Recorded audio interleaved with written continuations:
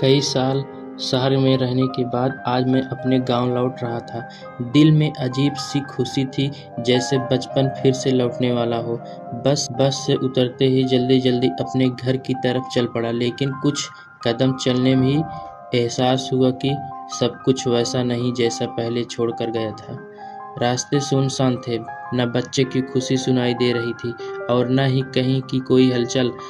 थोड़ा आगे चढ़ा तो देखा कई घरों पर ताले लगे थे, जैसे वहां कोई सालों से नहीं रहा।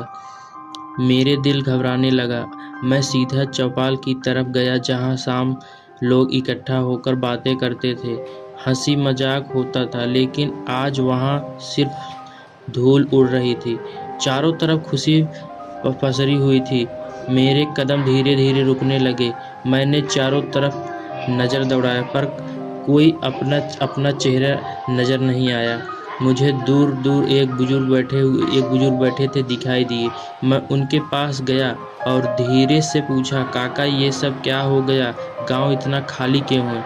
उन्होंने गहरी सांस ली और बोले, बेटा सब शहर चले गए रोजगार की तलाश में, यहाँ अब कोई नहीं रहता।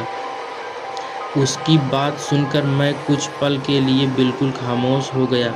मेरे दिल में बचपन की सारी यादें घूमने लगी। वो गलियां, वो दौड़ना, दोस्तों के साथ खेलना, त्योहार पर पूरा गांव एक साथ खुशियां मनाना, सब कुछ जैसे ही खत्म हो गया। शाम धीरे धीरे ढलने लगी और गांव पर एक अजीब सी उदासी छा गई। मैं अपने घर के सामने खड़ा था, लेकिन वो घर भी अब अपने पहले जैसा नहीं लग रहा था। मैंने आसमान की तरफ देखा और मन ही मन सोचा कि क्या ये गांव कभी फिर से वही जिंदा हो पाएगा जैसे मैं छोड़कर गया था। उस पल मुझे सब कुछ आया। गांव उन लोगों से बनता है जो उसे जिंदा रखते हैं, और जब लोग ही चले जाते हैं, गांव सिर्फ एक खाली जगह बनकर रह जाती है। मेरे दोस्त, वो गांव नहीं रह जाता। अब के गांव सब छोड़ के कमाने चले गए हैं मेरे दोस्त।